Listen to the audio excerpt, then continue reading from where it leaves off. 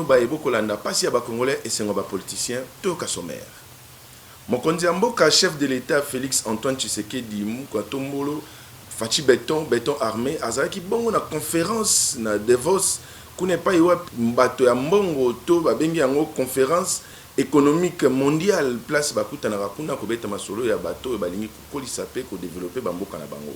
Toko continuer lisusu na kati ya magazine sommaire na biso tokobeta lisolo ya ba vitiligeux lelo ndeko o ya biso Huguette Kalenga Fabiola azali moko ya bandeko ambassadrice aza ko bunda po ete vitiligo ekota na liste ya ba maladie pathogène ya République démocratique du Congo bongo pa iwapi baza déjà na ba solution ya traitement na yango azosala toujours campagne na ye o esengeli ko recenser ba vitiligeux nyonso na République démocratique du Congo po ete solution ya ba démarche na ye ezwa motu ya na yango. Tobetaki lisolo ya président de la République qui kuna epai wapi azalaki na forum économique mondial o tobengi na kombo ya Davos, forum Davos. Président de la République ayambamaki bongo na ba journaliste ebele azalaki ye moko te na estrade bazalaki na bandeko misusu ya bamboka kilikili o bazalaki na pembeni. Kasi parmi ba journaliste moko atombamaki ya moko ya mwasi o tobengi na kombo ya madame rwandaise tokotanga kombo na ete mama wana azalaki na audace makasi ya ko poser question et pas le chef de l'État peut accuser indirectement na kati ya motuna na ye. Mais président de la République afandaki kimiate alobaki a respecta ki ba accord nyonso basiniaki tina o elekaki na Angola. Kasi amoni bandeko ya M23 mutu makasi eleki baza kolakisa biso ete bango nde bakolomboka. Na yango tokolakisa pe bango ke biso pe tozali état souverain tokoyeba bongo ko sécuriser ba frontière na biso pe mabele ata mokete ekokata na pona kopesa na baninga mususu. Na yango tolanda masolo Félix Antoine Tshisekedi na mongongo ya yemoko nini alobaki.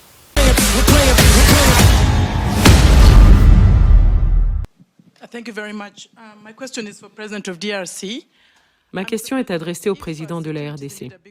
Monsieur le Président, si la sécurité est à l'évidence un gros problème pour vous, si vous étiez capable de résoudre ce problème par vous-même, vous l'auriez fait depuis longtemps. Alors je voudrais savoir pourquoi vous refusez de collaborer au sein des processus de Luanda et de Nairobi afin de trouver une solution durable à cette crise sécuritaire. Je pense que la solution est entre vos mains et qu'il faudrait travailler avec ceux qui sont prêts à vous aider pour résoudre vos problèmes. Je suis du Rwanda et nous croyons tous que la sécurité est nécessaire pour l'investissement et le tourisme. Donc faites votre part pour trouver une solution. Si vous êtes rwandaise, vous devez savoir qu'il y a eu au mois de novembre une discussion qui a abouti à la définition d'une feuille de route pour sortir justement de cette crise. Et cette réunion a eu lieu en Angola, à Luanda précisément, et en présence de tous les pays, surtout les représentants des deux pays concernés, c'est-à-dire le Rwanda et la République démocratique du Congo. Il a été convenu, comme j'ai dit, une feuille de route qui décrétait le cessez-le-feu et le retrait immédiat du groupe de M23 qui est soutenu par le Rwanda le 25 novembre. Ce départ devait commencer et le 15 janvier, c'est-à-dire il y a 2 jours, on devait constater évidemment l'achèvement de ce processus. Eh bien, figurez-vous, madame, que le M23, groupe terroriste soutenu par le Rwanda, est toujours dans certaines localités qu'il avait prises à la République démocratique du Congo. Malgré les pressions internationales, ce groupe maintient sa position, fait semblant de se mouvoir, mais en fait, il se redéploie d'une certaine manière et reste dans ces localités. Et je vous apprends que depuis lors, il y a eu un massacre qui s'est fait dans une localité qui répond au nom de Kishiché, d'une centaine de personnes, des innocents, que ce groupe a voulu massacrer pour les terroriser et les pousser à se déplacer de cette localité qui regorge de matières précieuses dans son sous-sol. Donc voilà en fait le problème que nous avons. C'est un très grand défi parce qu'on ne peut pas investir à la fois dans le développement du pays et dans les ressources pour augmenter les capacités de l'armée et pouvoir ainsi se défendre. Si nous avions tous la même philosophie, la même vision, celle que j'avais d'ailleurs au moment où j'ai accédé à la tête du pays, celle d'aller vers tous nos voisins, nous en avons 9, et de leur proposer des projets de développement qui vont faire du bien à nos économies respectives, qui vont faire du bien à nos populations. Et je peux vous citer comme ça, pour chaque pays, chacun des 9 voisins que nous avons, quel est le projet dans lequel le projet que j'avais proposé et dans lequel j'invitais que nous nous investissions tous pour aller vers ces échanges commerciaux, économiques et autres qui allaient amener la paix et garantir la stabilité de la région. Mais c'est à cause, évidemment, de certains voisins aux velléités belligérantes que cela est malheureusement impossible à réaliser. Donc je suis désolé, madame, le problème aujourd'hui de l'insécurité dans la région des Grands Lacs s'appelle le Rwanda. L'isole enrôlement et comme le col après campagne to éviter ceux qui ont stratégie ba présumé candidat ba sali pour na été ba rassembler base na bango makasi parce que auto moni na terrain et les qui somo et les qui na esengopé kafu. Daniel Bumba ndeko ya biso azali bongo moko ya ba ya lingi ko postuler na commune ya Kinshasa kasi lokola na liste limité yango to ko benga bango ba présumé candidat. Ndeko Daniel Mbala elekaki asalaki sensibilisation moko ya makasi na commune de Kinshasa pona kote ya bandeko ndenge nini ya kosala pona kopona lisusu mokonzi ya mboka Félix Antoine Tshisekedi to réélire ye lisusu na élection esengelaki bato ebele basanrole bato bayokaki pena message na epamba te pour auto moni lobby mercredi na kati ya commune ya Kinshasa ezalaki somo bandeko bokolanda na image Daniel Bumba akendaki kaka kosanrole asali na campagne te asali na eloko bino bokoki kokanisa te kaka enrôlement ya pamba mais message na enrôlement pour asengaki na bandeko nyonso ya commune ya Kinshasa bakende kosanrole makasi massivement pour ba réélire lisusu chef de l'État na trône o esengeli pona ye moko et puis pourquoi pas kokanisa ye moko pe Daniel na yango population répondaki vraiment présent to landa biso moko totala nini elekaki kuna na enrôlement ya Daniel Bumba mona ya commune ya Kinshasa. Après avoir sensibilisé base nae à commune ya Kinshasa na maimatali processus ya enrôlement, les dignes fils et valables ya commune ya Kinshasa Daniel Bumba akendeki mokoloma le 18 janvier 2023 pour remplir devoirs civiques nae kuna na centre d'enrôlement ya collège Saint-Pierre. Lokola azalaka moto ya bato, Daniel Bumba oyo azali membre actif na kati ya UDPS, parti au pouvoir, akendeki ye moko te, kasi azalaki accompagné na bana ya commune ya Kinshasa, elembo ya kotalisa attachement na bango envers moto oyo akodefendre commune na bango. Ebandaki na avenue Kabambare, bakoti rond-point Wileri, avenue Kabinda, pona ko chuter na centre d'enrôlement ya Saint-Pierre. Nabo Kominaye, le bulldozer de la jeunesse ya commune ya Kinshasa, alandaki procédure normale pour na kozwa carte d'électeur na ye. Nabo Biminaye, Daniel Bumba azangaki malobate. Na osenga bana Kinshasa balanda exemple oyo na tikosala na kokokisa bongo devoir civique nanga o epesinga occasion ya kozala électeur puis éligible.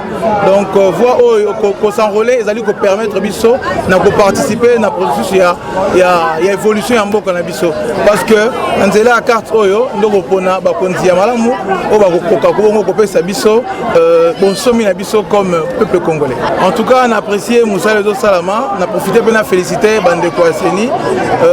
Moussa Essa a mis normalement en tout professionnalisme. Et en tout cas, j'apprécie et on a encouragé. En tout cas, les Kabongo. On a encore hésitant. Baya Mingi, Namoni, fil d'attente est exagéré. En mode Salama rapidement, peut Salama bien. En tout cas, on a reçu ça. Que cycle électoral, opération et enrôlement est très important. Surtout les opérations autour de la société. Nabana Bazaki na 16 ans, en 2022, Baza appelé à voter en 2024 dans l'élection municipale et autres. Donc Bangope Baza appelé à s'enrôler. Donc enrôlement est une opération très importante dans l'étape où il y a cycle électoral. baya bon ko s'enrôler na titre poto pesa moko na biso ba konzo esengeli. Pona kotalisa exemple na base na ye, vrai natif ya commune ya Kinshasa a lancé un message fort na bana nyonso ya Lukunga. Ngonga ya ko préparer maponomi, yango oyo Daniel Bumba a servi bino comme exemple. Et si les bongo te na commune à Kinshasa, toke lisusu na commune à Mongafula, kuna epai wapi Thierry Mosene pour yepe akene ko s'enrôler na base na ye ba occupé information pe message na ye. Bango bakenda ki bongo kolanda ye esika akene ko s'enrôler kasi public yo landi Thierry Mosene potolobi en tout cas moi mobali oyo soki côté kuna ba voter été c'est que likamususu mais azana nous candidater pour azana nous peka présumer candidat mais azako lengela toujours base pour Félix Antoine Tshisekedi a tour oyo akozana posa ya baliete pour na azo préparer majorité présidentielle naie to majorité parlementaire naie et vanda kimia pour à gouverner à tour oyo kitoko pe social et leka koleka.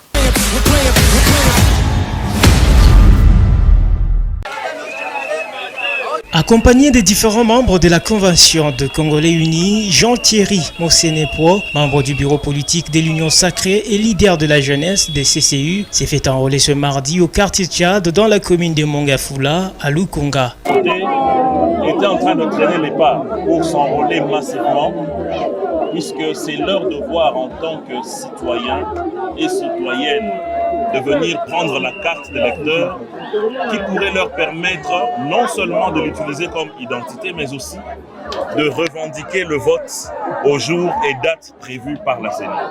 Sur place, il a sensibilisé à l'enrôlement afin de s'approprier les pouvoirs, de se choisir librement les dirigeants et parle de l'importance de la carte d'électeur. A une importance capitale en ce qui concerne l'identité de l'individu. Et je pense que cette carte reprend les identités de l'individu que je suis, ainsi que mes origines. Deuxièmement, le visage qui est là, c'est bien moi que l'on peut facilement reconnaître. Donc, à mon humble avis, cette carte est bonne. Donc, j'invite encore une fois la population de venir s'enrôler et de prendre en compte cette carte qui est une bonne carte qui leur permettrait de pouvoir participer en tant que candidat, mais aussi en tant qu'électeur. Conformément au calendrier publié par la CENI, le processus d'identification et enrôlement des électeurs, lancé le 24 décembre 2022, va aller sauf imprévu jusqu'au 24 de l'année en cours.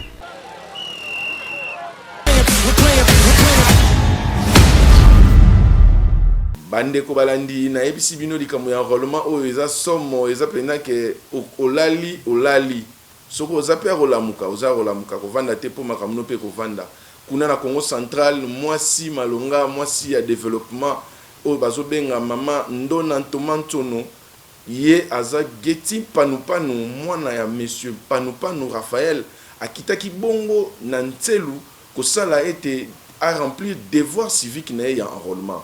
Kasi yepe akendaki ye moko te public ebele pe ilandaki na sima bakende ko s'enrôler elongo na mama Geti Panupanu oyo azali yepe présumé candidat na mopandi ya Madimba kasi mama wana ba œuvre oyo asali na secteur ya Congo central eza ya kotanga te parce que na ba hôpital lokola ya Ntielo ba hôpital lokola ya Kinzau ba hôpital lokola ya Masikila bango na kinkonka bango nyonso baza bato bakoki ko contredire ngate mama wana équipé au ba hôpital wana tellement que za ba œuvre moko périn ba œuvre moko ekotika la libela na libela kasi bandeko balobi na tina ete elele zala lisusu pe bakisama yango basengeli pona bango yende candidat na bango bobo ya te mabele se gangi.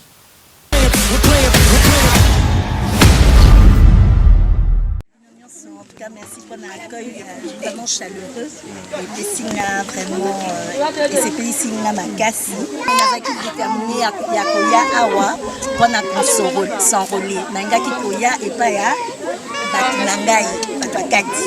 Yamona Yaki Nanzini pour s'enrôler. Nalekitara Babureau et Belé et enrôlement. Et Nanga qui Koya Awa. Alors, Naouto Sala, devoir civique Nanga.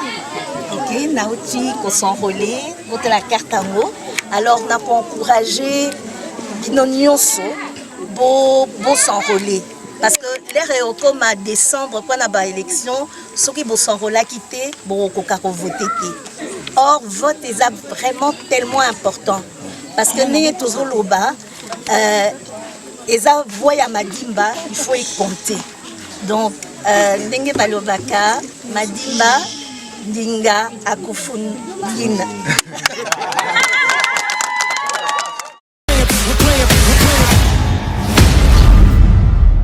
toyebisaki bino ke lisolo ya vitiligo ezali kokoba se kokoba mama Huguette Kalenga Fabiola azali continuer toujours na processus ya recensement ya ba vitilige nyonso na République démocratique du Congo. Pamba te ezali défi ba pesi na ministère ya santé po ete ba enregistrer kombo ya maladie wana na liste ya ba maladie pathogène na ya République démocratique du Congo. Na yango lokola mama pe azana solution moko ya malonga pona ko traiter pe ko ralentir processus ya vitiligo na nzoto. Mama wana memi bongo ba laboratoire américain ebele bazana simanaye kasi po ba banda misala esengeli na bango bazala d'abord enregistré na liste ya ba maladie pathogène na RDC et puis ba kokoma na processus wana ya kosunga bandeko o bazana maladie ya vitiligo. Na yango mama Huguette Kalenga azana terrain mikolo nyonso aza kolala te azo circuler partout pour na ko enregistrer ba vitilige nyonso. Ya ko rappeler ezali ke événement wana ya recensement et salemaki na Wileri na commune ya Kinshasa. Et puis bazolo ba été eza important na bato nyonso o bazana vitiligo baluka moyen nini ya kokoma na ba bureau na bango ezali na sima ya centre PNMLS o ezali bongo na croisement 24 triomphal kuna na sima bongo na ba bureau na bango eza wana elekaki bongo mokolo ya samedi 14 janvier 2023.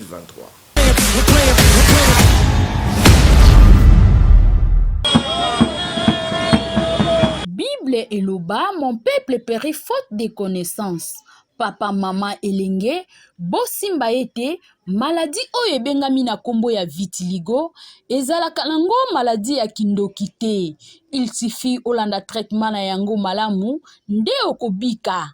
Talatina, ndeko na biso congolaise na kombo ya Huguette Kalenga Fabiola, ambassadrice ya vitiligo azali kobunda pona kosunga ba oyo nyonso bazali na maladi wana na koluka koya na ba investisseur awala mboka na biso République démocratique du Congo na tina ya koyekola ndenge nini bakoki kosala pona kobikisa ba oyo nyonso bazali na bokono ena lokola ezali champ de bataille na ye. Mokolo le 14 janvier 2023, maman ambassadrice Huguette Fabiola asalaki descente kuna na Wileri pona ko sensibiliser ba vitilige nyonso ya République démocratique du Congo. Nous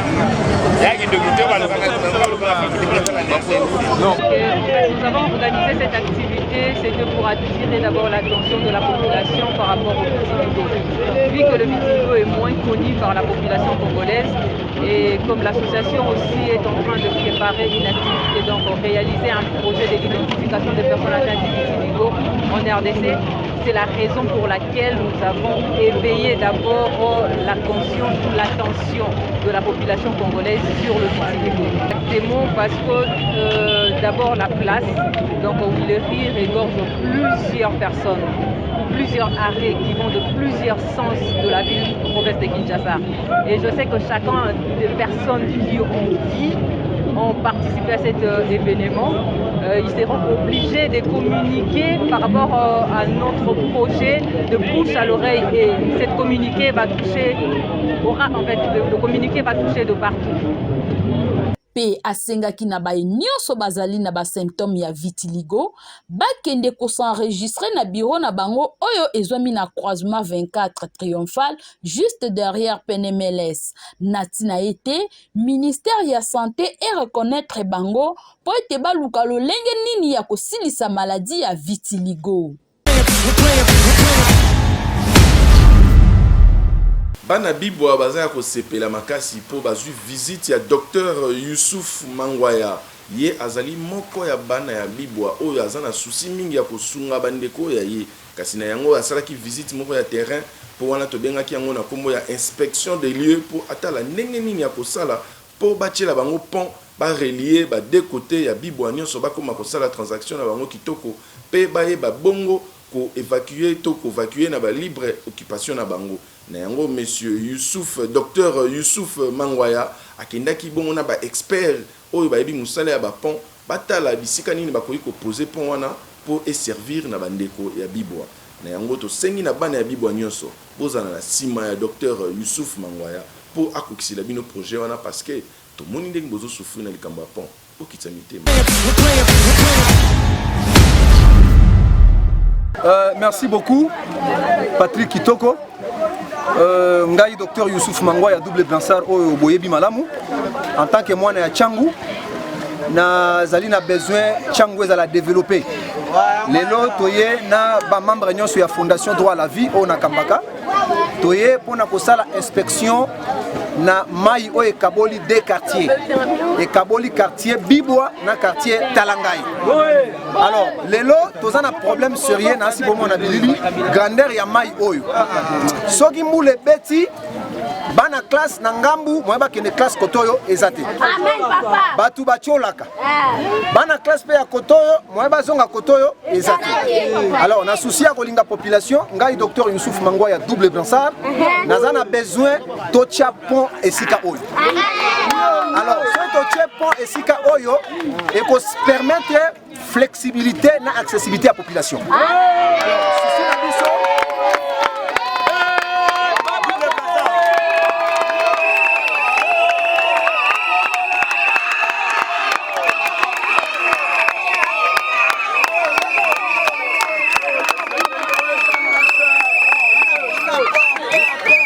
Alors souci na biso souci na biso ya makasi penza yango wana na bisaki bino en tant que leader ya Tchangu souci na ngeza makasi po bana Tchangu bazala bien bana Tchangu batambola bien bazala na sécurité ya bien et puis faut bazala na nzela ndenge papa mokonzi na biso ya mboka excellence Félix Tshisekedi Tshilombo ayaki po na kobongisa mboka oyo lokola biso tozali bato to soutenaka vision président Félix yango lelo bomoni ngai docteur Youssouf Mangwa ya double bransard en live en personne na kiti justement pour inspecter problème ya po oyo tozana bande kona biso à Safricas na sir peut-être ba Jean Moussou Bazali toyaki na bango juste pour ba mona parce que ba mikanda déjà ezokomama lelo nde tolongwa lobby tokoya mame pa bourgmestre commune Ntsele bana Ntsele nyonso tokozala na Kinkole tokuta na bourgmestre parce que toyebisaka ke tokoya mercredi. Alors lobby akoyamba biso to solola to expliquer souffrance aux populations ya Bibwa na Talanga bazomona mai oyo bozomona ebomaka batu bolanda ngo bote mai oyo ebomaka batu mai oyo batu bacholaka ba mama na biso ya mikolo bamso bakutaka bazamba kotoyo so akomi anasaka makala akwei c'est un problème so imbule beti koloba kutute.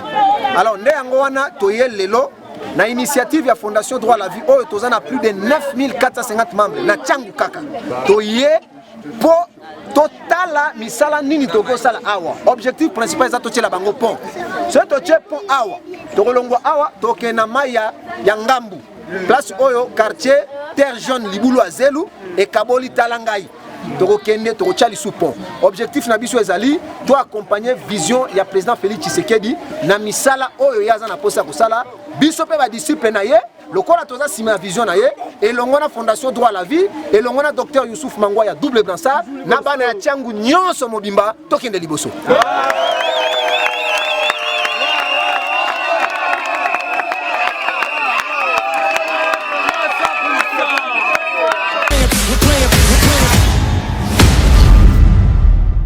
Bandeko balandi tokomi na suka déjà ya magazine na biso pasi ya ba congolais sengo ba politiciens na suka yango tolobi merci mingi na bino ba ebopesi confiance na pasi ya ba congolais sengo ba politiciens pona kolanda ba information o esengeli pona bozala toujours informé et formé na temps réel na yango tolobi na bino kimia esengo na mboka na bino. Merci beaucoup, au revoir.